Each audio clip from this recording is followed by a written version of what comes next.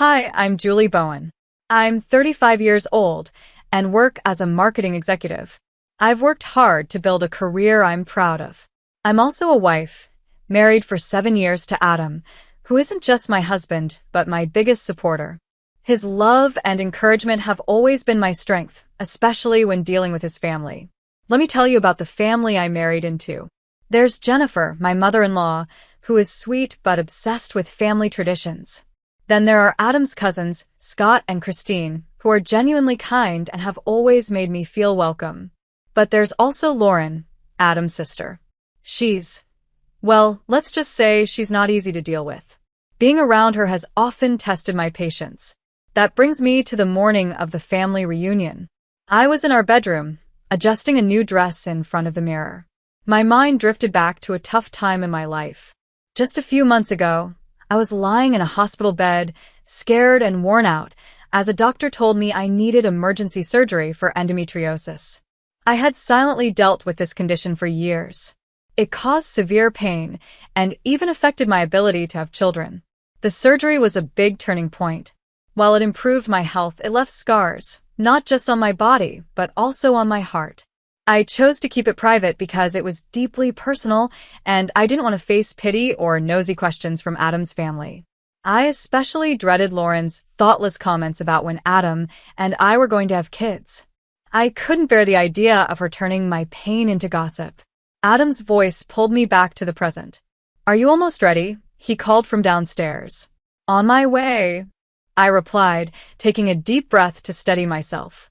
When I walked down, Adam greeted me with a warm smile and wrapped me in a hug. "You look beautiful, honey. How are you feeling about today?" he asked softly. I shrugged. As ready as I'll ever be to deal with Lauren. Adam hugged me tighter, his voice calm and steady. "Remember, I've got your back. No one needs to know about the surgery unless you're ready to share." He always knew just how to make me feel supported.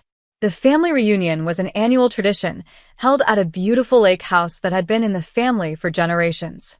It was meant to bring everyone closer, but over the years it had started to feel more like walking into a minefield. As we drove to the lake house, Adam and I joked about past reunions to ease the tension. "Remember last year when Lauren spilled red wine all over your white dress?" Adam asked with a grin. "Oh, I remember," I said, laughing despite myself. "She said it was an accident, but I'm not so sure I believe her." Adam shook his head. "Well, if she tries anything today, let me handle it." When we arrived, the lake house looked just as familiar as ever, with its weathered wooden beams and wraparound porch. The smell of grilled food and the sound of laughter filled the air. I stepped out of the car, adjusted my dress one last time, and took a deep breath. This wasn't just a family gathering for me, it was a test. A test of patience, strength, and the bond Adam and I shared. No matter what came our way, Lauren's remarks, nosy questions, or the silent struggles we carried, I knew we'd face it together. Holding on to that thought, I took Adam's hand and stepped forward, ready to tackle whatever this messy, beautiful, and sometimes challenging life had in store. As we got closer to the house, I turned to Adam with a sigh. "Do you remember how she told everyone about my job situation before I even got the chance?" I didn't even get the chance to explain it myself. The downsizing was hard enough without her turning it into a public spectacle. Adam let out a deep breath, gripping the steering wheel a little tighter. "Yeah, Lauren has a way of making everything harder than it needs to be," he said. "She really knows how to make me feel small," I muttered, my hand drifting to my abdomen, where my surgery scars were hidden. Adam reached over and squeezed my hand gently. "Not this year," he said firmly. When we arrived, Jennifer greeted us at the door with her usual cheerful energy. "Julie, sweetie, you look wonderful. Come on in. We've missed you." Her warmth made me smile as we stepped into the house, but the comfort didn't last long. Almost immediately, my eyes met Lauren's across the room. She stood on the far side, wearing a smirk that made my stomach twist. "Well, look who's here," she said, walking toward us with that confident air that always put me on edge. "Julie, dear, how have you been? Any news to share?" Her gaze flicked to my midsection, lingering just long enough to send a pointed message. My chest tightened and anxiety bubbled up. Before I could respond, Adam stepped in. "We're doing great, Lauren. How about you?" he said, wrapping his arm protectively around my waist. Lauren raised an eyebrow, unimpressed by Adam's attempt to deflect. "Oh, just peachy," she said with a sly grin. "Always curious to see what's new with you two.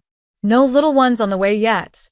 Before her comment could sting any deeper, her husband Ryan appeared, looking as awkward as ever.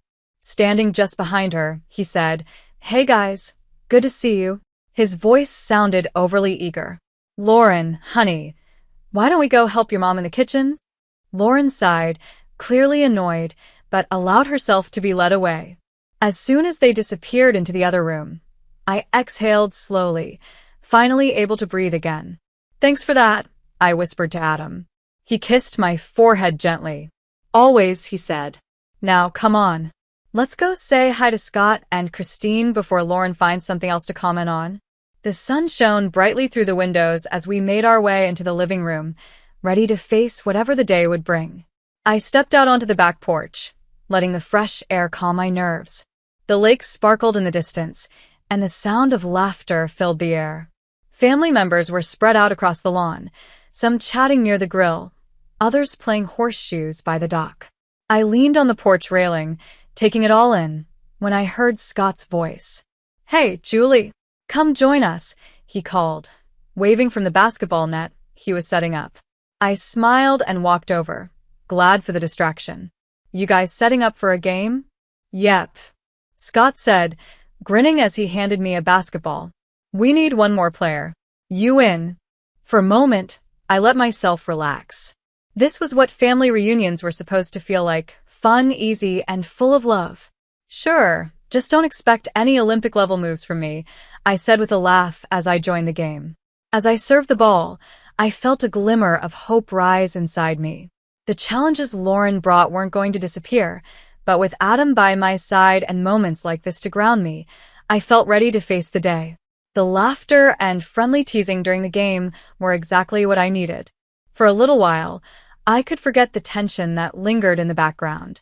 But it wasn't long before I noticed Lauren watching me. She sat at a table with a group of aunts, her sharp gaze following my every move.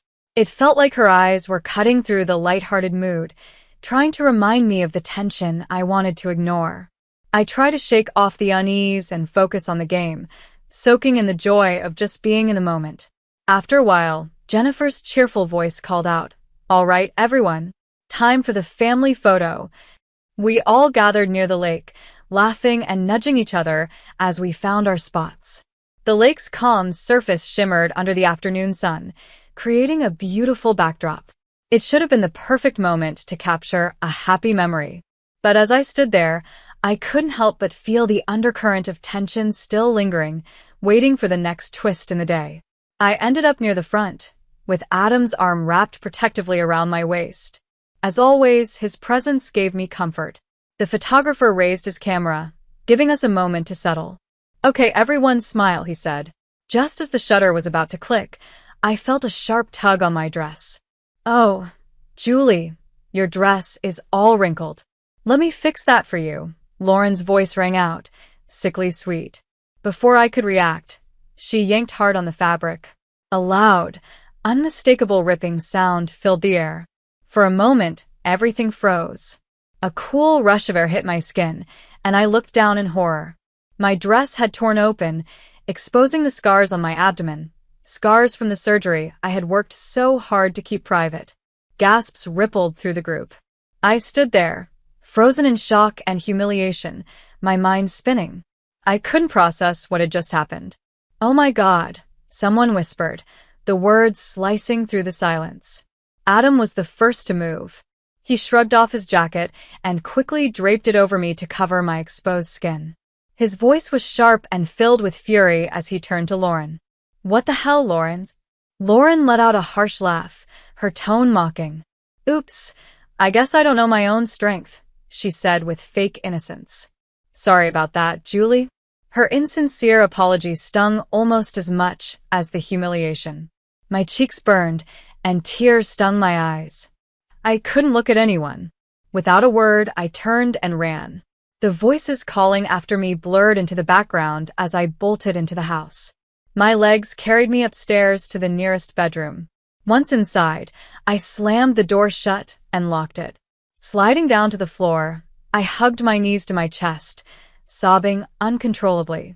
The humiliation, the pain, and all the effort I had put into keeping my struggles private came crashing down on me. Minutes passed before there was a soft knock on the door. "It's me, Adam," came his gentle voice. "Can I come in?" I hesitated, wiping at my tear-streaked face, then slowly unlocked the door. Adam slipped inside and immediately pulled me into his arms, holding me close as I broke down again. "I'm so sorry, babe," he whispered, his voice thick with emotion. "You didn't deserve that." "None of it." I clung to Adam, my face buried in his chest. "Why does she hate me so much?" I choked out. "Why would she do this?"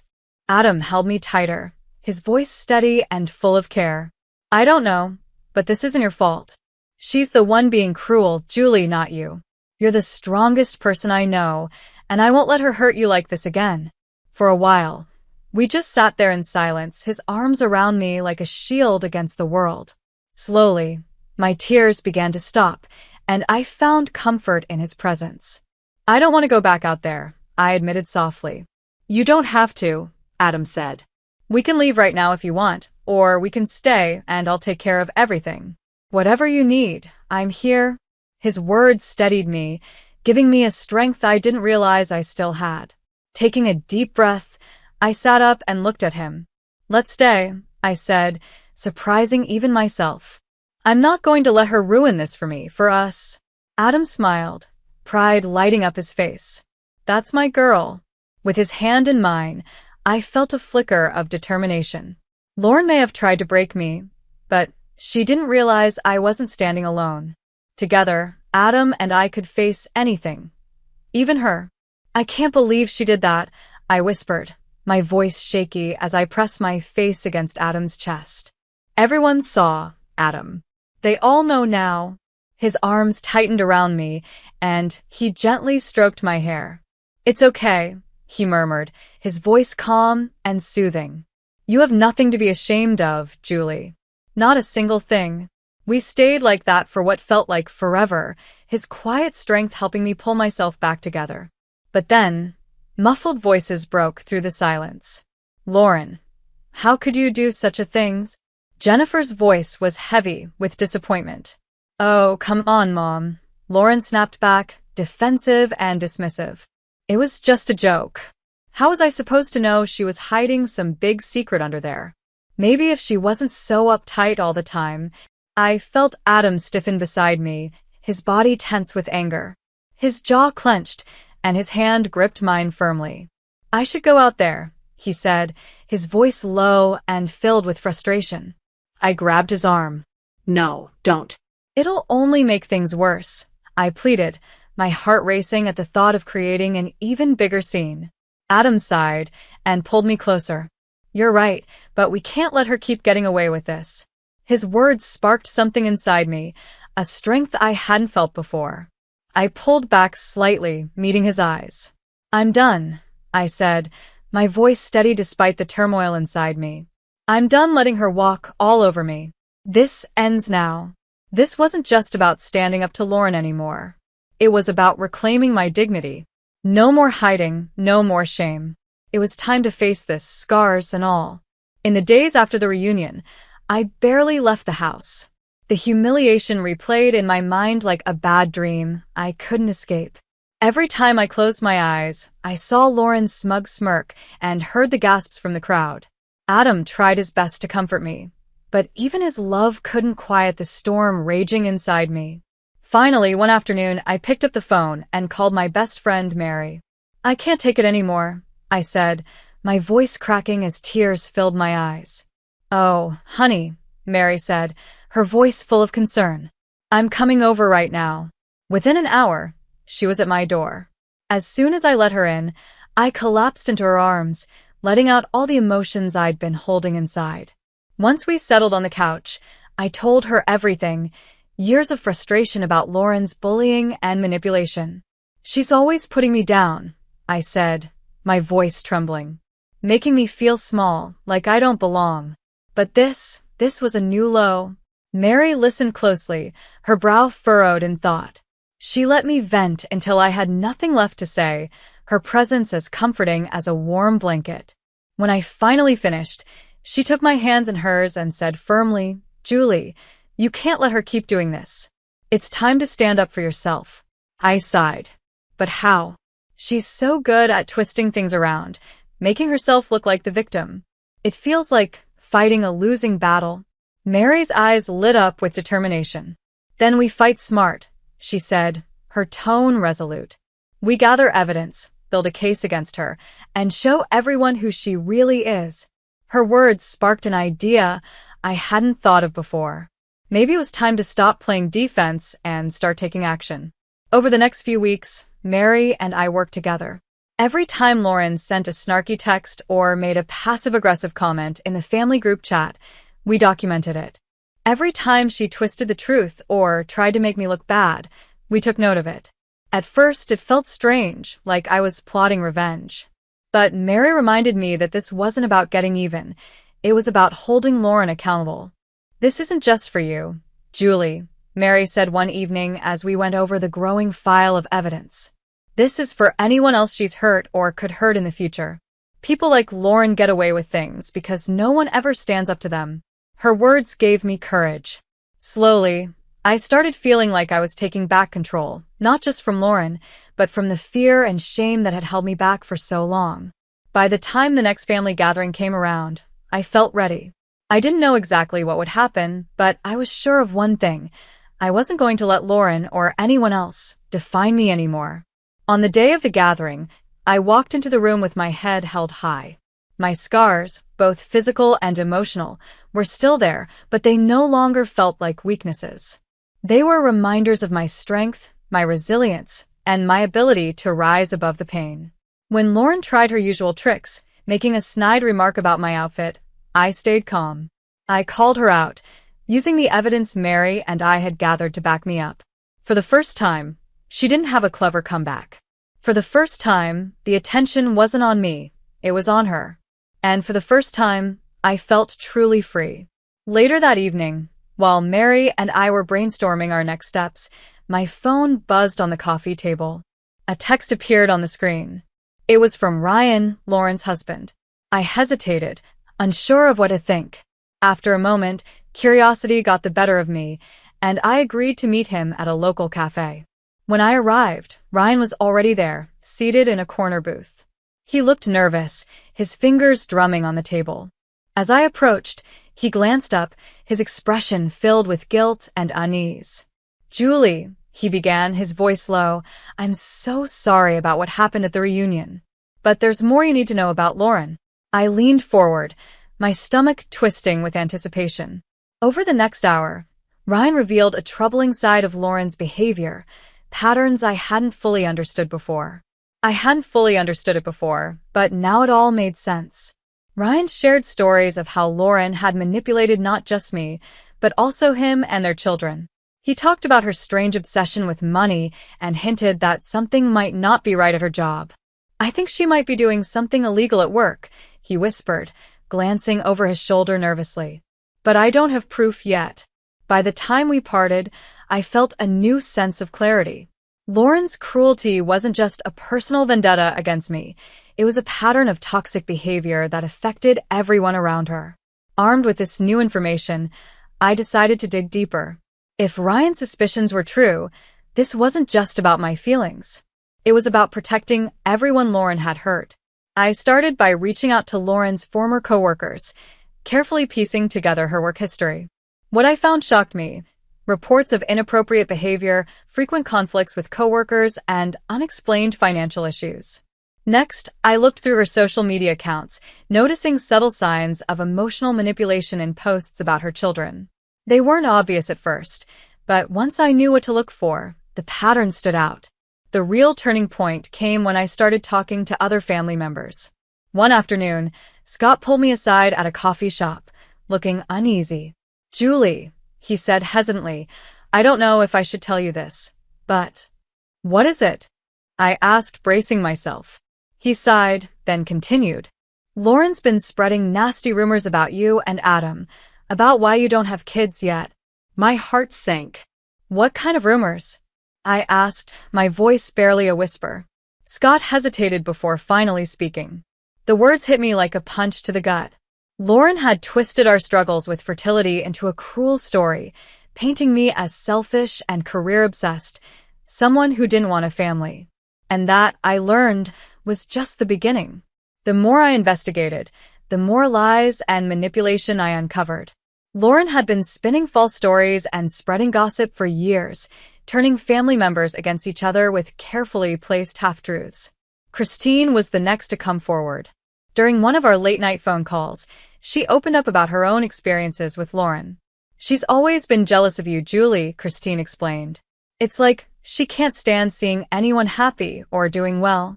I think she sees you as a threat, Christine said. You're everything she's not, successful, confident, loved. It eats at her. Her words sent a chill down my spine.